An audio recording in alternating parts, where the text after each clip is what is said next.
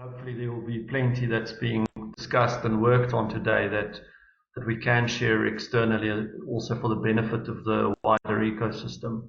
So without any further ado, I'm just going to start. I want to welcome everyone that's here online. Thank you very much for joining this session.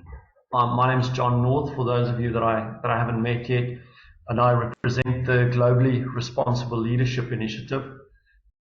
This is a virtual gathering of the Deans and Directors Cohort, kindly hosted with our associate partners at Woxsen University, and of course Dr. Raul Rodrigues, who's the VP at Woxsen. We'll hear from Raul shortly, and hopefully also from some of his colleagues, which I know are joining. I'm going to just orient us somewhat before we get to the main proceedings of today, and provide you a brief overview of our agenda, and also just a bit of background on GRLI and itself. This will hopefully help you better navigate the work that's taking place here, especially if it's your first time joining a GRLI gathering of this nature. So what I might just do there, welcome Mark, glad to see you here. So once we've done some context setting, we'll move to interactive introductions in small groups, followed by a short individual reflection. Then we'll hand over to Raul, and he's going to be sharing some of their learning and experience, which we're very much forward to hearing about. There'll then be an opportunity to just clarify anything that he said, if there are any kind of immediate questions for clarification, before we move into smaller groups for a breakout discussion that builds, of course, on what Raul and Woxsen has shared. And then we'll come back into kind of the plenary room, which is this room, for a debrief, and then if there are any updates on some of the initiatives that the cohort is involved in, we'll have some time for that before we move to the close. So that's roughly speaking our agenda for today's gathering. I will just give you a bit of background on the GRLI in case you're not familiar with it yet. Now, I'm sure we don't have to say too much about the current state of affairs globally, whether it's environmental, social, or economical. But I think suffice to say, we are now 8 billion humans that are collectively pressing against multiple planetary boundaries. And of course, that does pose and present certain challenges to, environmental, societal, and economic stability. The GRLI, which is short for Globally Responsible Leadership Initiative, has been around since 2003, and basically exists to respond to this call, to this state of affairs, and to really call for what we have termed global responsibility. Now, we refrain from defining it too closely because we hold the question, what is global responsibility? But we need to understand it at the moment as a form of integrative responsibility at multiple levels, to the self, me, to the other, and we, and then to the whole, or the systemic, all of us. So the agenda and the actions of the GRLI takes shape through this reflective, peer-based collaboration. We also emphasize collaboration over competition, and we emphasize relational innovation over standalone technical solutions or transactional answers. So we really do hold the question, what is global responsibility? How can it be developed? It's sometimes easier to describe the GRLI in terms of what it's not. It's not a badge that a business school pays for in order to prove externally that it's globally responsible. It is a partnership, not a member-serving organization. It's driven by the partners and associates. We're not an institution. As the name suggests, we're an initiative. In fact, our sunset at this stage is 2030. We're taking initiative towards 2030, at which point we take a checkpoint regarding our continued relevance and whether we should continue to operate. We're not a think tank. We're not a research institution per se. It's more of a think and act enabler. Really a global, small but global community of responsible action, of which its ultimate measure of success is its aggregate impact. The decisions and the focus about the work of the partnership and the ways in which we deliver the work is informed by a number of guiding principles, which you can find on our website, and those have been distilled through the years since 2003, that's also reflected in our unique governance model. So on the call today, we have a number of board members, but we also have a number of guardians. So the GRLI is governed through a board of the foundation, but there's also a group of guardians who kind of hold the ethos and the ways of working of the GRLI. So even in our governance, we're kind of experimental around how we can act in a globally responsible way.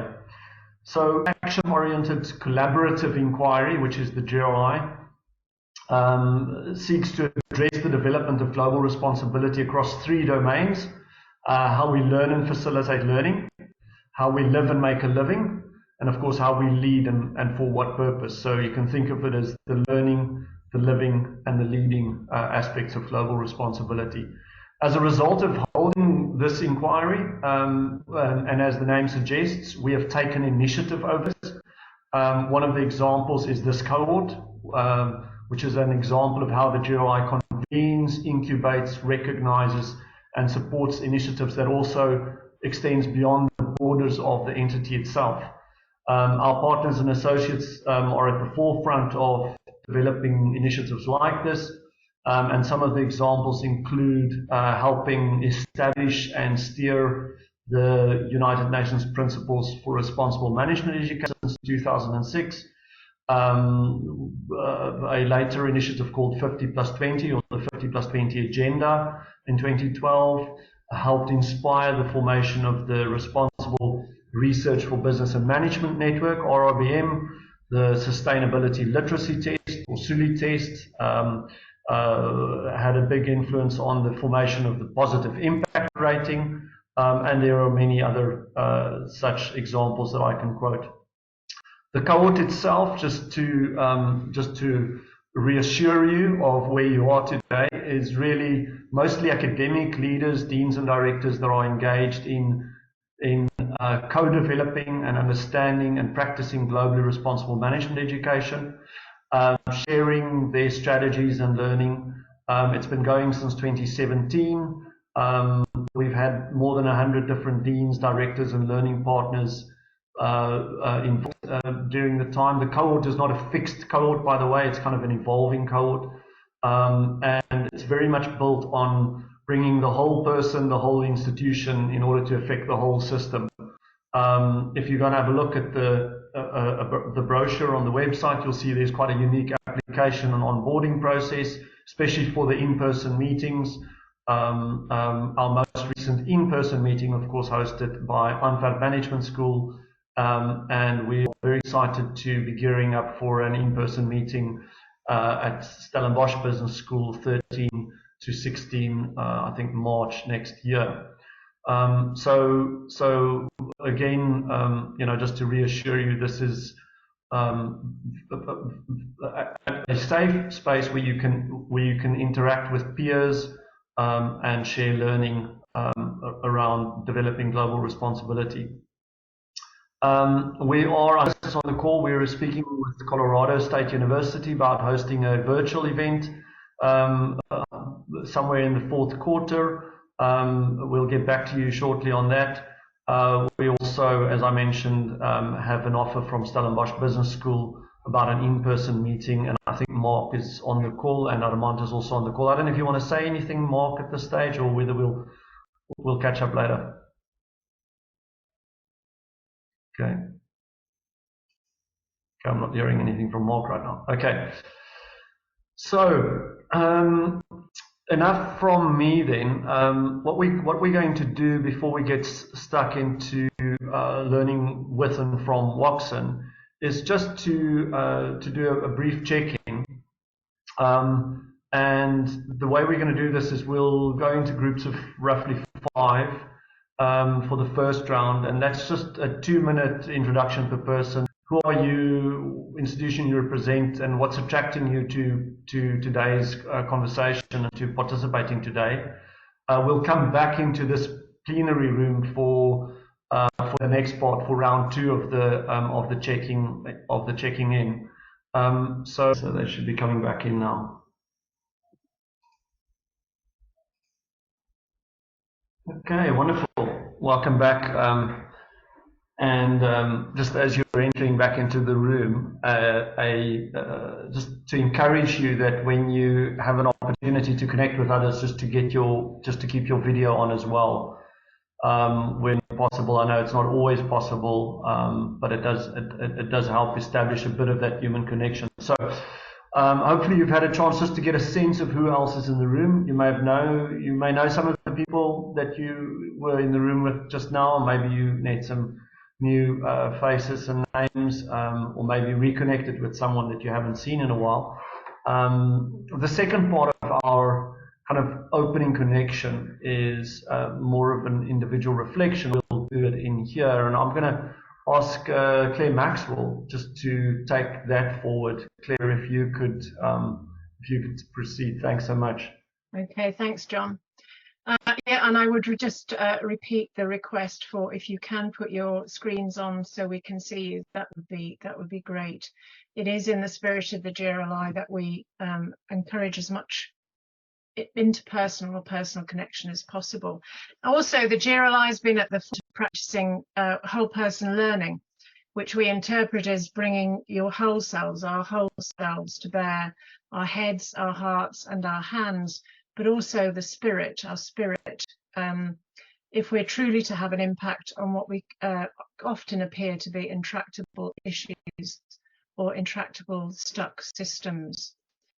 One of the practices that the deans and directors have found valuable during both our online and in-person cohorts, especially during these incredibly complex times, has been the opportunity to pause in order to catch our breath.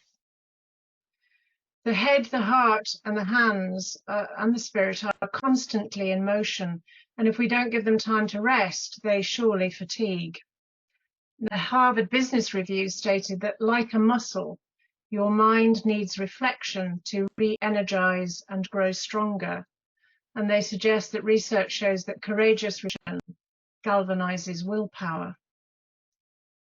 So we would like to introduce a moment of reflection, which is linked to the wonderful theme of this session, which is future-proofing yourself from success to significance in an ever-changing world. Now, to engage in this moment is an invitation, it's not a mandate. If you prefer not to, then all we ask is that you stay with us, that you take a few to have whatever time you need to think about whatever you need to. But for everyone, we request that you switch your phones or whatever you have to silent, and you allow yourself as few distractions as possible around you, knowing that often when we're at work, it's not always possible, but the most you can minimize, the better it is, really. And it's also, as I've suggested, very powerful to be in this experience together. So I'm going to guide you through a few moments, a few minutes of reflection. And first, to begin, I'd like to settle us in the places that we're in. And so this is just becoming comfortable in your chair, enabling yourself to sit as comfortably as you can. Thank you very much, Claire, for holding a moment of reflection, opportunity for us to just ground ourselves. And maybe just a brief comment again for those who are joining us for the first time. As Claire alluded to, the work of the GRLI over the years has relied on what we call whole person learning and involvement. And so we recognize that it's not only the rational, analytical, intellectual that is needed to take this work forward. I am very pleased to hand over to Dr. Raul Rodrigues, who's become a real champion for the work of the Globally Responsible Leadership Initiative at Woxsen. They've been associated with the GRLI for the last 2 years already. All right, so I'll share it myself, not a big deal. Just let me share first. Same PPT. You can see my screen, right? Yep, there we go. So before we get started with what is the exact flow of the entire presentation, because once I put full screen, then of course is game on. So before that, the flow is very simple. Since I have to give you a context so you understand where exactly Woxsen University as well as School of Business stands when it comes to their modus operandi or mindset approach across for both staff and which we co-share. So we do not differentiate between stakeholders. We have put them together because there's no point differentiating them. Then we are establishing a hierarchy, which is not the purpose we wanted. So the presentation is going to follow a three-step flow. Firstly, what are the pillars or pedestals of the university, followed by the Woxsen principles that we share with all the staff members as well as the students, so they know where they are exactly without any sort of deception or misunderstanding. And then what exactly is that we are looking at as a university largely and as a school. And at the end, we will come across, which we will see on the left side, which then I will present, on what the activities we are doing on the context of the regional context of India, which is probably going to be very different from what you may be used to if you're in the West or developed countries, so-called developed countries. So it's important to understand the context. Now, it's also very important to comprehend, I speak from a so-called developed mindset, since I originally come from Spain, but I've been in India for more than a decade now. So I can easily understand what the West, again, all in between inverted commas, what the West is looking at and what India looks at and higher education as well as the development going forward. And well, largely you will understand what exactly everything is going to shoot from. If there are any questions or doubts in the process, as John shared in the original agenda, which you will have here, please feel free to stop me. If I, of course, cross by any chance the time, hopefully I won't, please, John, feel free to just buzz me up and I will stop. And then, of course, any discussion, let me know. I must say, John is a fantastic host and fantastic to have controversial conversations about higher education with, which is the need of the hour. And that is what we actually also want to do. Not maybe here today, but yeah, part of the equation is that, to understand exactly where we stand. So with this, if John, I may begin with the presentation. I have around 20-25 minutes type of thing. Sure. So, all right. So first and foremost, what you can see in the screen is what applies to all the schools at the university. The university has 7 schools in its ecosystem. The oldest school is the School of Business, which was the first one, is the one with international accreditations and the like. So is the one which is carrying, let us say, the original brand of the university, that then was distributed further into technology, design, architecture, law sciences, etc., and humanities. So now it's 7 schools. Now, all the operational pillars, which are the pedestals of the university, which are both staff, students, and external stakeholders across different dimensions, are on the screen. These are not just theoretical or feel-good pillars or pedestals. They are actionable on the ground every day, which means all the activities will retrofit back into this, and all the micro activities from both students as well as staff members will link back to these major pedestals.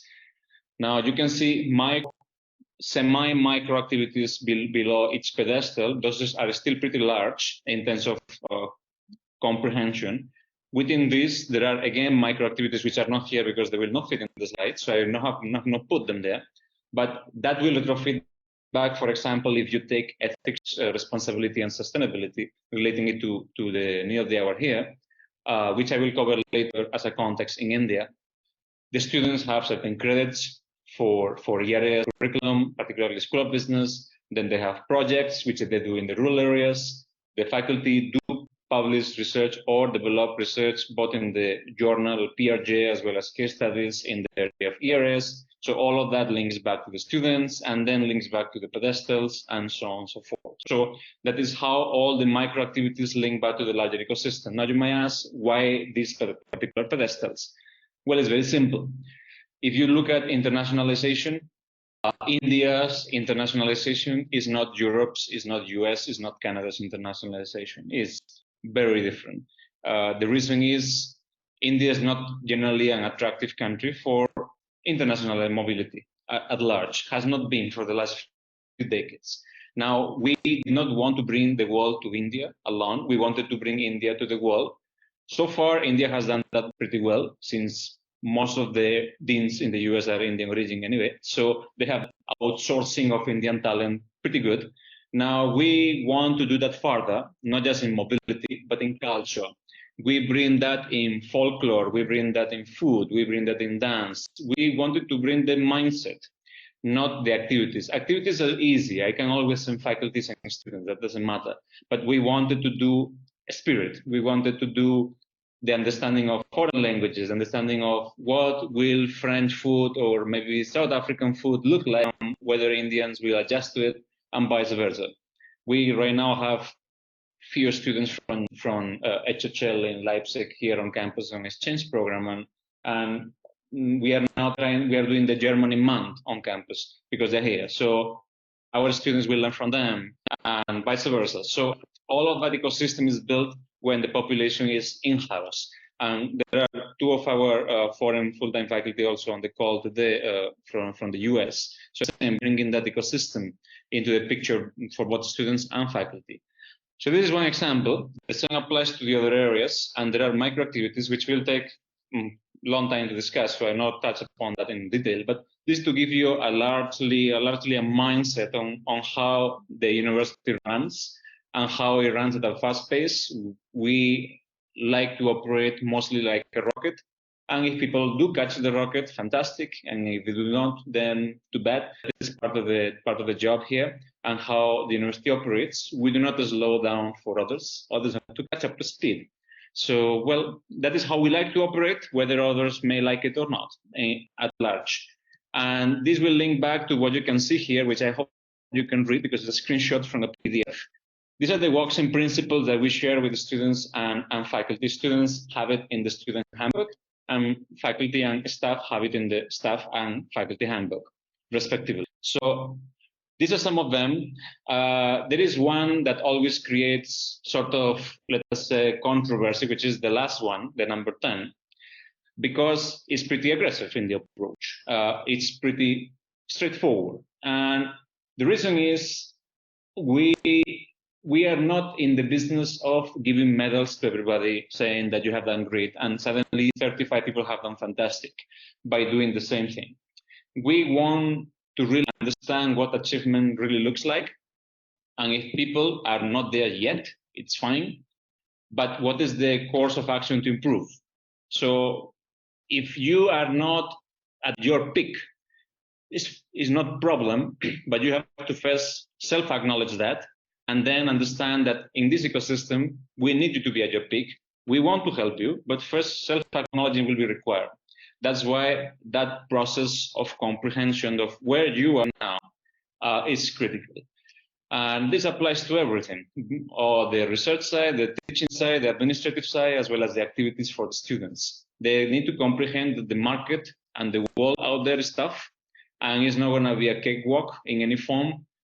And unfortunately, what we have been observing is that in a school system, towards higher education, high school particularly, they tend to basically reward everybody and give medals to everybody regularly, which in my opinion, if we speak from a psychological standpoint, is a big problem, because you are basically telling everybody that you are doing great all the time. By the time they face failure, they're unable to cope with it. So ultimately, you create a loop, which is what is happening now in society across the globe. And that is very easily observable in European politics, as you can see. What is happening across all the countries? They are from the age of 18 to 30 years old. They are collapsing because they have no base. So that lack of base is creating that indecisiveness and, let us say, social disparities. So with that, we are very clear before people join in any form the university, in whichever form that may be, as any stakeholder, these are our standpoints. If you think you can align, fantastic. If you do not align, then tell me if you're willing to be trained or learn. And if you cannot, or you don't want, or you may not want to spend the time, that's fine by us.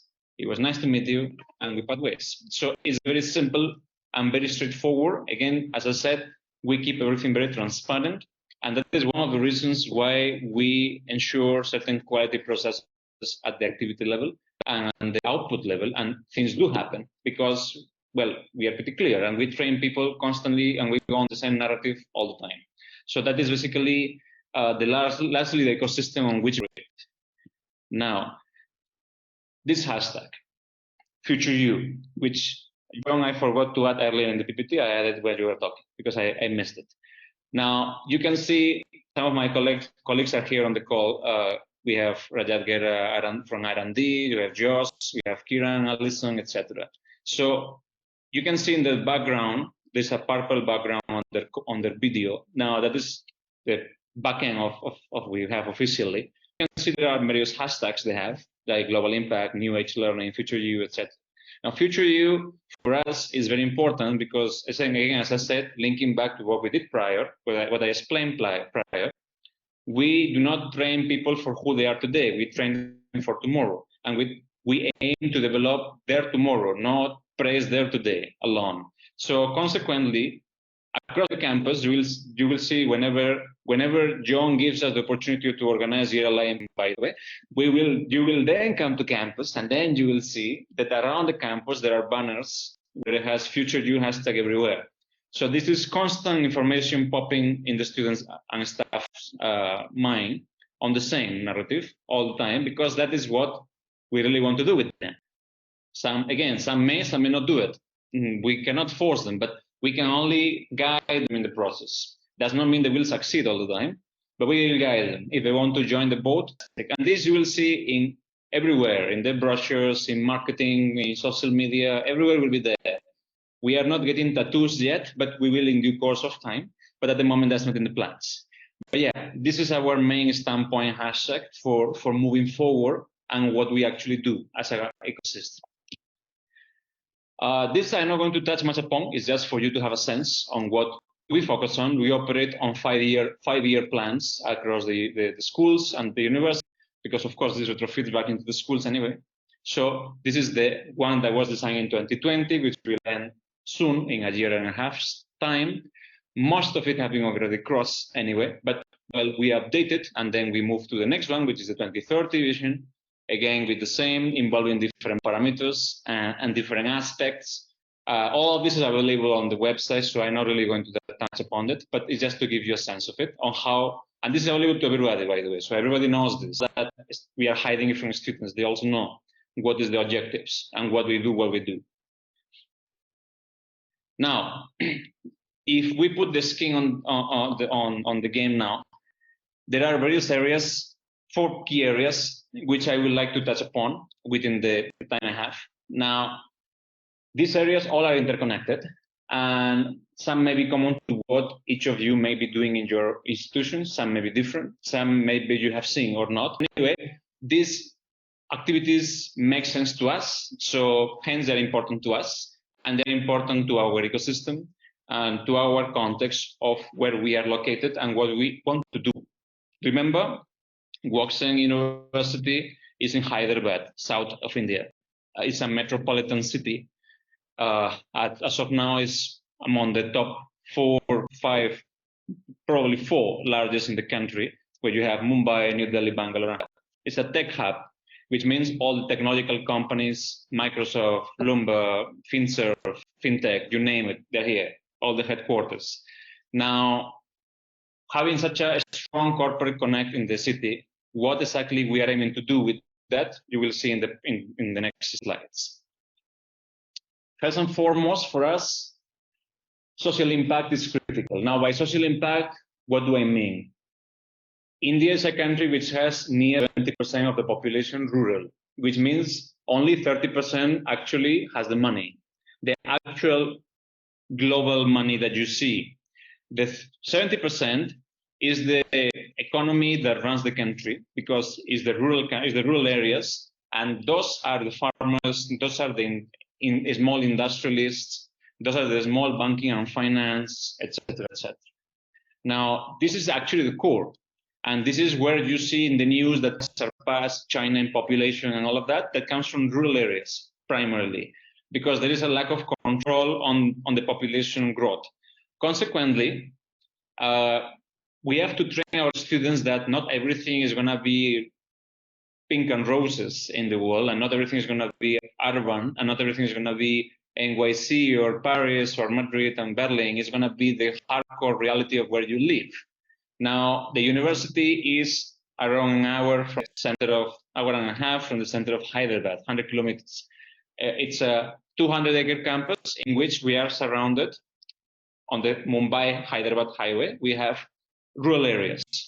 Now, rural areas means we have individuals who are from lesser income sources, and hence they need more support of various kinds.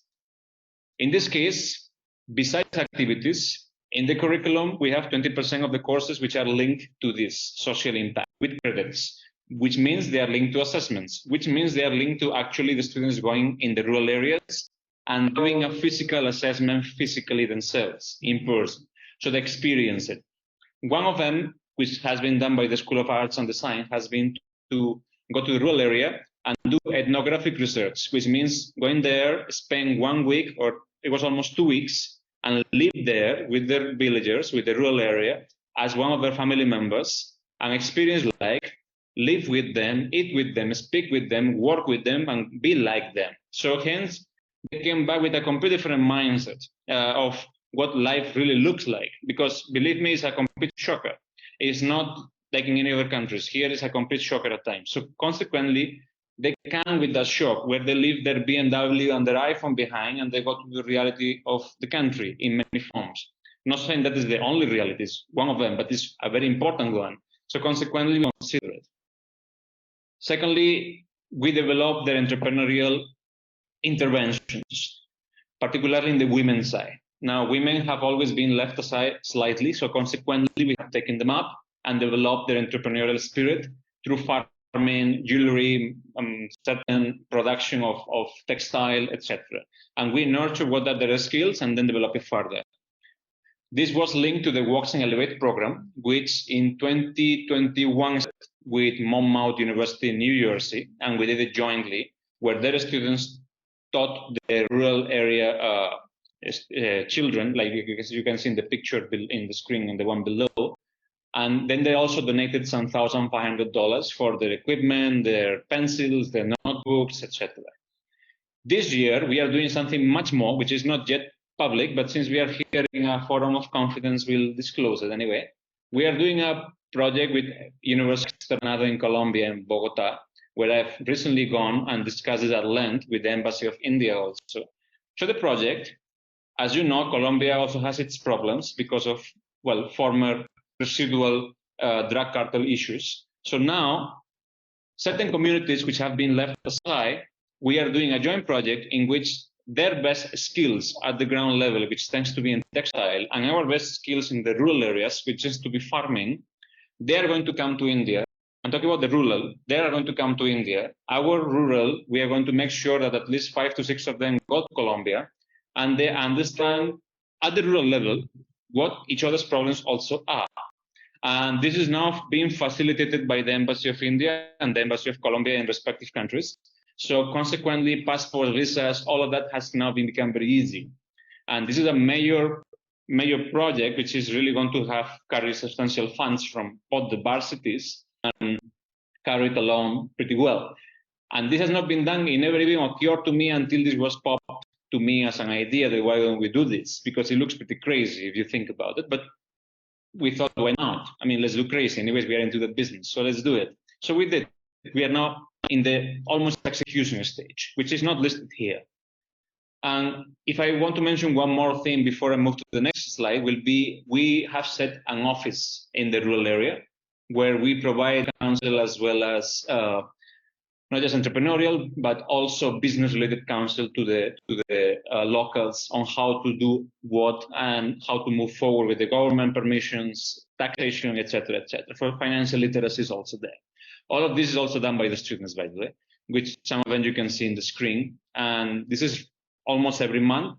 Each of the schools has a focus on different SDGs. Again, not saying the SDGs are the benchmark, but at least it's a benchmark. So they focus on some of them. Not all the schools do all, obviously. So they are distributed among 7 schools and they all touch upon. So nobody is left aside in the rural segment. If you see from social impact, we move to the corporate alignment side. Now we found a huge problem, which is we were running a business school, nice faculty, nice doctorates from very fancy places and fancy universities, but most of them have no corporate experience. Yes, they have written cases, they have written nice papers, which nobody reads, but what actually they do means on the ground, if I tell them, you're a marketing faculty, have you ever sold a pen in your life? No, then what can you possibly teach? So there was a bit of a disparity, and that was provoked by me when I asked questions that you're teaching accounting and investments as a finance faculty. One of them, have you ever invested in, I don't know, large schemes like Tesla stocks, for example? No. So, I mean, give me a break. So we're teaching in a business school. So hence, consequently, we now send faculty for internship for 6 months. Junior faculty go to corporates for 6 months, sometimes even more, and work as mid-managers. We still maintain their salaries, so they don't get paid by the company, they get paid by us, as usual, but they do not do our services at this point. They work for the company and then come back, produce a report.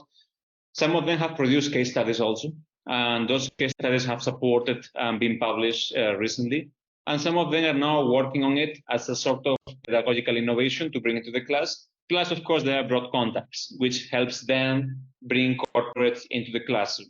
So this was highlighted in as a sort of innovation in the last AFMD conference, but I don't know whether you can call it innovation because, well, I believe common sense, in my opinion. If you have faculty who are in a business school, particularly teaching business, and they have no sense of business themselves, I feel it's a bit of a disconnect. I know there are theoretical faculty who are also necessary, scholarly academics are also required, but in my view, and of course are now in the school's view, if you have faculty in a business school that cannot relate to the business industry or the business segment, then you have a serious problem. So we solve. And this connects to how do we integrate technology in our case. There's been a lot of hype for us, for everybody, on generative AI and how to utilize it, as well as metaverse technologies. So we have embraced it. We have recently released an internal communication to all the staff and students on a communique by the institution on the use of generative technologies, generative AI, be it ChatGPT and other platforms. So when embracing it, faculty and students have been given a guide on how to utilize it for assessments, for exams, for assignments, for corrections, for generating curriculum development, for benchmarking, etc., etc. So we are not running away from it. We are embracing it in full, but we are embracing it with certain guidelines. So we have some ethical code of conduct for it. Aside of that, we are also integrating metaverse and AR and VR into the classroom for simulations. So we are now developing simulations, particularly which is more feasible, like supply chain, marketing, etc., and doing simulations in the metaverse with faculty who may or may not be in India at this point in time. And students will also get an immersive experience, so they also learn what the technology can give them as an advantage. And you will be surprised, sometimes it actually helps and makes the classroom more entertaining. Concepts which look more complex can be made pretty easy for them. So that we have also tested it, particularly project management, Six Sigma, to help them. So, well, if any of you has not done it yet, I suggest you do it. And if you need, of course, any help, please let me know. I'll be happy to tell you what we have done, and you can always copy paste it if you need be. I see some questions in the chat now. there. And the last part before I leave it to, I think, John, I'm okay in time for a couple of minutes. Yeah, no, you're okay, Raul, not to worry. I see Mark just had a double booking and in another meeting at 4. All right, no problem. Anyways, Mark met him recently, so he knows all this. So the last part will be critical thinking. Now, by critical thinking, which is normally quite absent in society at large, unfortunately, what exactly is it we do? First and foremost, we have identified that the students are not students, they are stakeholders. So calling them students, it seems like a big of tagging them like that. So we aim not to tag them at large, but well, we cannot escape it entirely. So what we have done is we have identified students who have certain skills, certain talents, and that others could learn from, filter them out, and create student-led certifications for other students, both internal and external, all free of cost. Of course, we do all the funding on whatever equipment is required. So that is one thing that is happening for both internal and internal. Secondly, is we have developed, and I think maybe Claire, you may like that as well, because we have developed spiritual related courses in the MBA curriculum, BBA curriculum, and undergraduate and graduate. These are 3 of them. One is not mentioned here, but there is a third one. One is reflecting self, which is obviously, well, reflecting self with a report over nearly final grown, that is 3 credits, so it's nearly 20 sessions, so yeah, 30 hours of course. And then you have existential dialogues in the age of leadership by algorithm. Now, here we are basically merging technology and spirituality and training them to embrace the ethical components and how technology can really help you develop as an individual, not just as a skilled individual, but as an individual as a whole. So it's a bit more of a complex course, but we also do cover these areas. And there is a course, which is not mentioned here, but is there in the MBA curriculum only at the moment, which is cognitive neuroscience and psychology, which is not the scientific side of it alone. There's few sessions. The other side is a merger of philosophy and contemporary modern psychology, where both are merged and linked back to management. If I give you an example, we took, all of you may know, Dante's Inferno's painting and the levels of hell. So we link back the levels of hell back to management situations and case studies in a company, or we link them back to their happenings on people management, human resource development, HRM, etc., etc. So like that, we talk about Michel Foucault, Freud, we talk about Nietzsche, good and evil, we talk about many of them, and we link them back.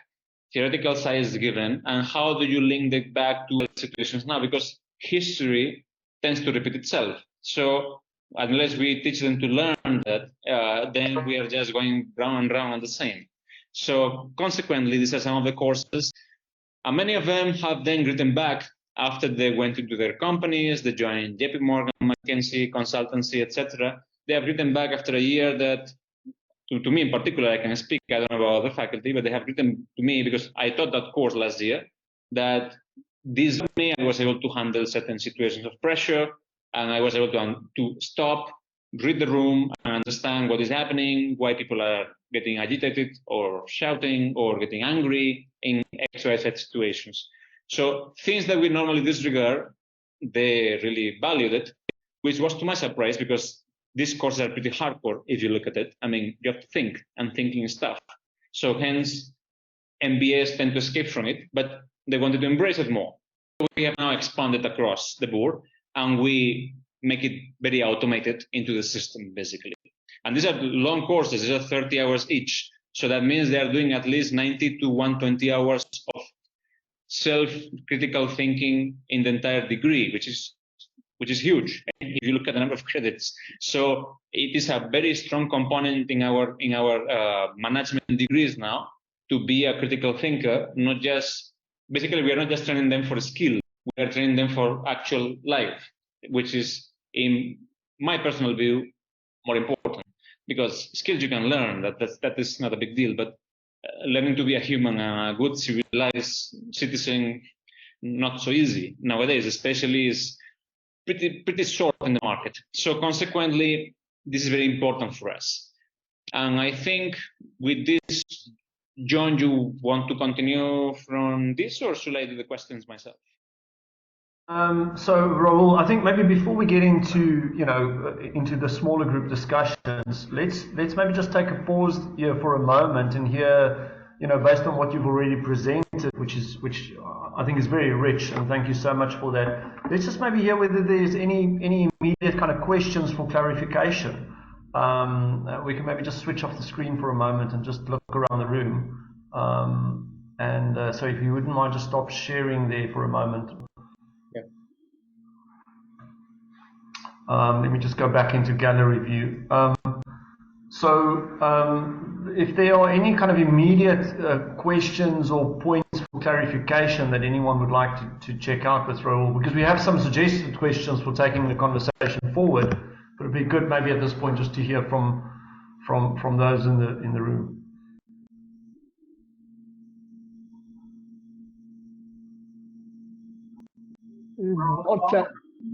Yeah, Travis, please go ahead. You have a lot of two things, I guess. Number one, in India, the students' receptivity to social impact and sustainability practices. Maybe if you could speak to that, number one. And then number two, you have a ton of university partnerships. I guess I'd be curious, what do you get the most out of those partnerships? Right? Like if you had to say the most tangible benefit of our university partnerships is X, what is that? So those might be my two questions. All right. Travis, if I might just ask you to repeat the first one, the second one I got. The first one was a bit unclear because of the mic. Yeah. So the first one was, how are you finding the students, both undergrad and grad, their interest in social impact, business sustainability content? You even talked about spirituality content, but I'd be curious. I know our students' inclinations there, but I think given the global makeup of the call that we're on today, I think it's good for all of us to learn if that's a global interest area or not. I imagine the answer is yes, but I'll be curious. All right. Well, see, dealing with this generation, if I'm talking about, let me focus particularly on the School of Business because it's more contextual. It's certainly not an easy effort to make them interested. Now, if you look at India, if I do a comparison, because on two markets I know well, if I take the Western European management business school market and I take the Indian market, it is comparatively easier to make students in India not just aware but also interested, because here is obviously it's just in front of your face, so it's not hidden. I'm not saying it's hidden in Europe; it is also there. But life is so comfortable, let us say, or easygoing, that it takes a much tougher toll to make them understand that. In India, you step out and you might see a slum, for example. So for you, the shocker is there.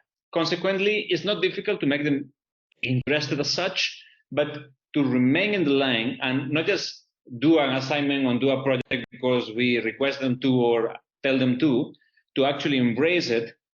That has to be one occasion, one situation that hits them. Like you say, okay, wow, this I did not see. May not happen to all, but it happens to the large majority. That's why doing ethnographic, immersive sort of projects helps, particularly sending them to live there, see it, and experience it alone, without anybody, no mom and dad, no support, nobody, zero. You're on your own, and see what happens. That has helped. And it's not just with rural areas. We have done it as well with transgender community. We have done it, and here they're highly discriminated. So we have done it with communities which are marginalized. And we have sent them there, and you see what happens. There is a risk, both to their security as well as integrity. Cannot deny that. But is real life outside going to be any easier for them? I don't think so. So why to hide it from them? So it takes a push, a substantial push. But once you do it, and once there is a word of mouth among the students that this is good and this will help you, then it's easier, which is what has happened now. There has been a momentum, and that has been built in. But the beginning was tough. They did not want to go, of course. They'll say, why the hell? I'm not here to go to the rural areas. I'm here to do my degree. So all these things will happen. That is to your first question. The second question was about the partnerships and what we can really name as something significant that has come from the collaborations. Well, the partnerships, we distribute them in categories. So there are 3-tier categories for the international partnerships, particularly, though there are different partnerships, corporates, government, and international. If I take international, we segregate in 3 tiers. Tier 3 is mobility, which is the standalone exchange, COIL projects, etc. Tier 2, we do joint projects, which is what I mentioned, like Externado University in Colombia. For this, there are around some 12, 13 of them, with whom we are like hands-on doing projects all the time and doing different projects, which may or may not carry finances. Talking about finances to fund the project.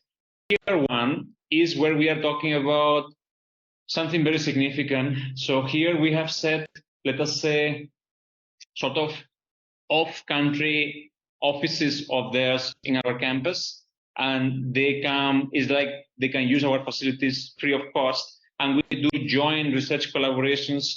So we understood that, again, as I mentioned at the very beginning, bringing people to India is tough, because India is not the country to go to for work, etc., for most people, unfortunately. But hence, we have gone the extra mile, and to bring that research collab or that international collab in various capacities to the campus, we first give, and we don't expect anything in return, and then on the relationship development building exercise, we start building collaborations. That's how things have worked for us. And that is basically what we struck. So we segregate partners, and we are very clear before we sign MOU that what is that you want to do? Means you as a counterpart. Do you want to really invest time, and are you ready to do hard work, or you just want to do laissez-faire exchange students? If it's just exchange students, then no problem. I'll send you 3, you send me 3, and we are happy, you're happy, win-win. If you really want to invest time, then let me know. I'm going to go, and I'm going to Roger you. So because my staff is going to be on you like every day. So if you're all right with that, then fantastic. If you want like weekends off, answer emails after 5 p.m. and all this business, then it will not work for us. So our staff will not really engage in that. So we are very clear from the very beginning, very, very clear. And the international office particularly has I think now 6 people in the office who handle different segments of the partners. So each of them are like on that all day, nothing else but that. So consequently, it's pretty streamlined in that fashion, but that's how we define it for us. So as I said at the beginning, don't hide anything, everything very transparent. And if you like it, fantastic. We will both enjoy the relationship.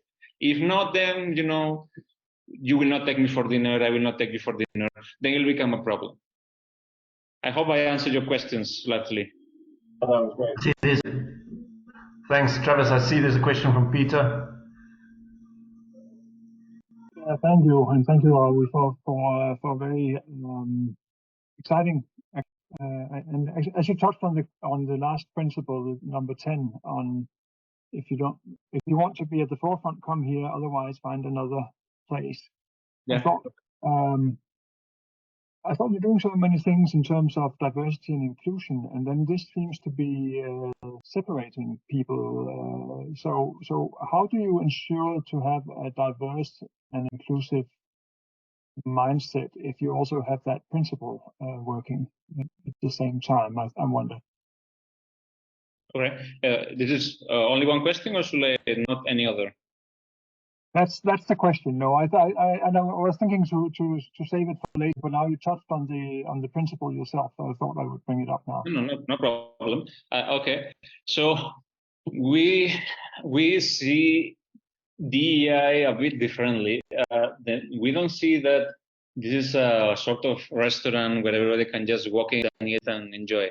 We basically, before we let somebody into the restaurant, we do filter that, okay, this is what we are. If you want to, once you're inside, then all the inclusivity you want, you will have opportunities, you will develop, we will embrace all your ideas, everything you want to do. But before that, you have to be clear that these are our milestones, these are our targets as an organization, and this is what we want to do. You may or may not fit. We are not going to eliminate versus who you are, but we are going to eliminate versus what is your aspiration.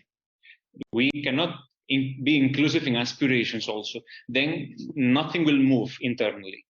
And this we have seen with various, both national and international stakeholders, that there used to be, at the very beginning, before joining the organization, disparities in terms of what was expected from them, or what was expected from many of the faculty, just like research, and that's about it, and teaching very little, and doing research, whatever that means, for long, without any substantial monitoring on what is happening. So we, as I said, we identify DEI or inclusivity in this case a bit differently in that fashion, especially in the initial filter, on where we understand who is who. I hope that makes sense to the question you ask. Thanks, and we'll continue to explore that. Maybe just one final clarification question, Prabhakar from SUNY, if you wanted to just pose your question. Oops. And he disappeared. And he disappeared. Okay, so maybe he was about to unmute himself and disconnected himself by mistake. So let's move to, so what we have is, I think, 3 rooms of roughly 5 people per room.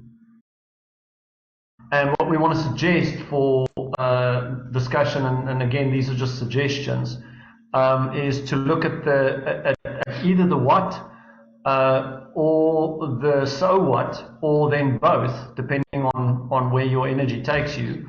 The what being, having heard now from Raul and Woxsen, you may want to consider what impact can or should business and management education make on the world that is significant in a globally responsible way.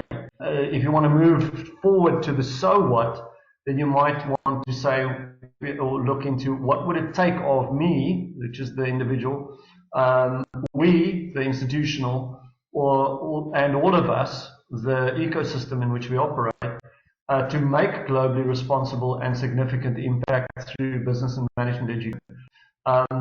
Again, we'll have some in-person opportunities in the cohort as well where we can continue doing that. But I've pasted into the chat the 2 suggested questions now, and then I'll see you back here in 18 minutes. So welcome back, everyone. Just a brief comment on process. Again, what we are encouraging here is an opportunity, of course, for the sharing of learning and soundboarding to the,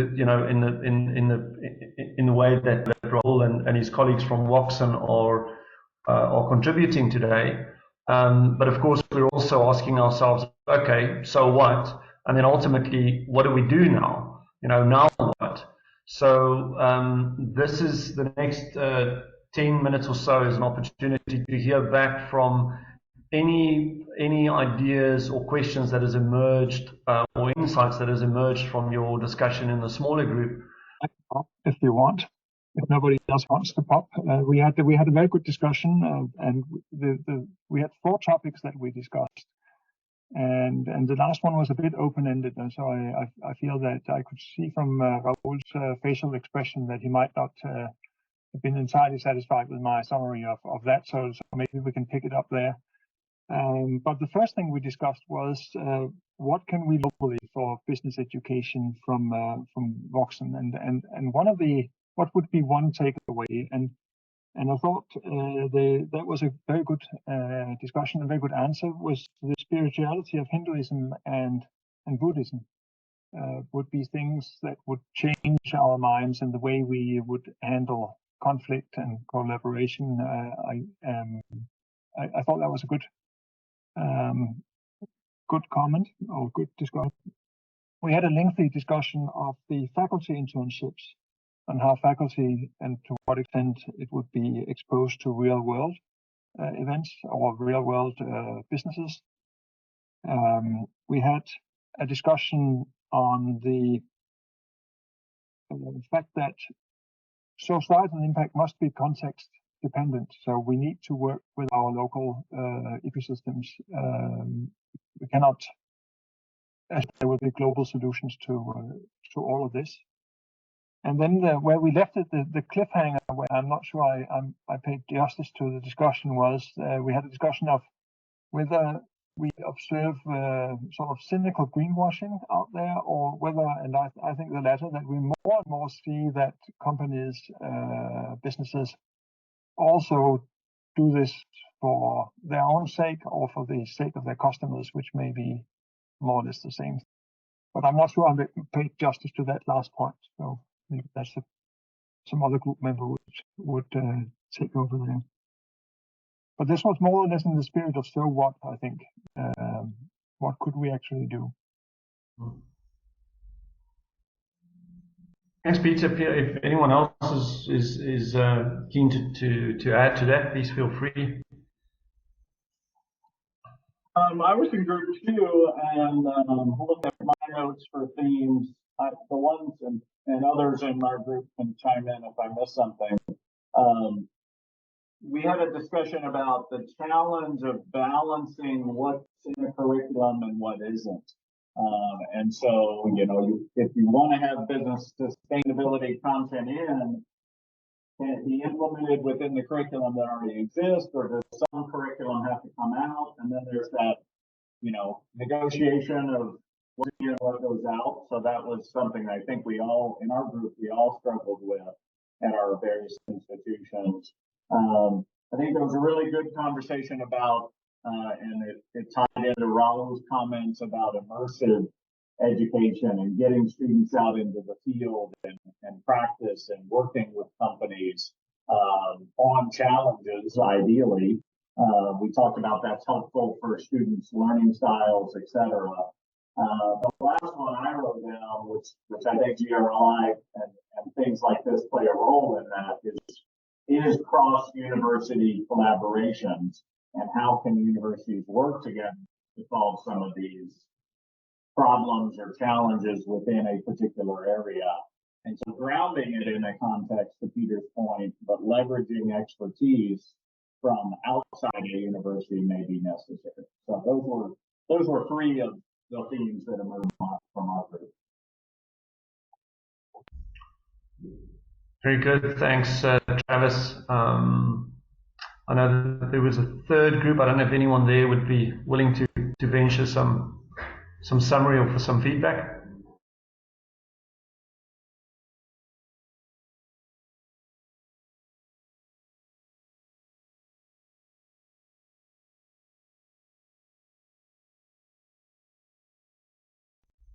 Jay? Well, Jeff. yes, Sorry. well, we were blessed with having 3 members from Woxsen in our group, and so we really discussed, and I would say personally kind of took advantage of continuing the learning really around whole person engagement of students, and asked and explored what really were the prompts for that focus, how that was inspired by especially the student experience in India, and then how they experience entering university, and then this ongoing question of how there's such importance to reinforce whole person growth and development in the context of the systems and curriculum and incentives that tend to focus on shareholder maximization and skill development aligned with that, and some of the challenges kind of structurally that we have related to that. That's a fair kind of recap. Owen, maybe you had a load shedding disconnect, as we often have over here in South Africa. If you wanted to add anything, you're more than welcome. No, John, thanks. It's just my internet was kicking out 2 times, but incredibly useful. I think the issue was, Anders was speaking about how business schools sometimes get forced into doing things But there are other things that we want to do, and that just raised in our mind about the moral dilemmas that we face. And I was just interested, my belief, what I've heard from Raul is that Woxsen really sticks to principles, and I think sometimes it's courageous to do that. So I compliment them on that, and that's something that we can relate to in our own context. But it doesn't always make it easy, and I think that's where your stakeholder engagement around why you're doing it is so important. But everybody that's doing it also has to be in that too. We can't be in different directions. So thanks, very interesting, and I think it's something that we need to do more. Thanks, Owen. And maybe this would be a good point in time just to remind everyone that the cohort and, of course, the GRLI's partner and associate kind of network is, of course, bigger than just those who are in the room today. So we're coming up to the kind of the close of today's session. Thank you, John. When we last met in Antwerp, there was this discussion among some of the participants in the Dean's cohort, the idea of creating a working group on impact assessment. So for multiple reasons, it hasn't been working yet, and mainly due to my limitation so far. But we're planning to launch it very, very soon. So if any of you wants to join, please send an email to John or to myself. I can put it in the chat as well. And you're very glad to have you with us. There's a group of people already engaged, just waiting for the kickoff. Thank you, John, for the opportunity. Thanks, Anna. Okay. And then maybe just before we close, unless there are any other updates, it will be very helpful just to hear your feedback either here or in chat or offline on the Dean's cohort as value and format going forward. For those of you who've been involved for a number of years in this now, you know that it ideally works best in a kind of an in-person event, but of course we would like to continue keeping the community connected online in between these events. So if there's any feedback on how we can improve on this, or any offers of potentially hosting in-person or virtual events, please do not hesitate to let me know. When Claire situated us earlier on, she asked the question, what does success mean to me? And we've explored something around, the possibility of moving from being successful in a traditional sense to being more significant in a globally responsible way. And you may have some immediate thoughts as you leave the meeting, either a word or a phrase that you're taking with you.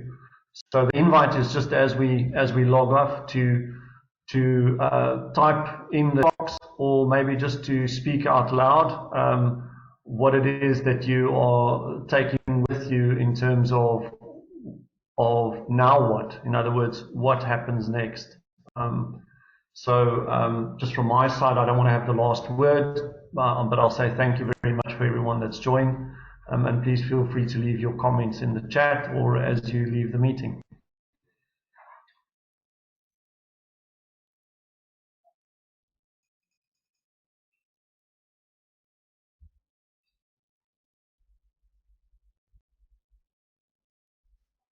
I'd just like to say add my thanks, John, to yours in terms of seeing everybody and being with everybody again.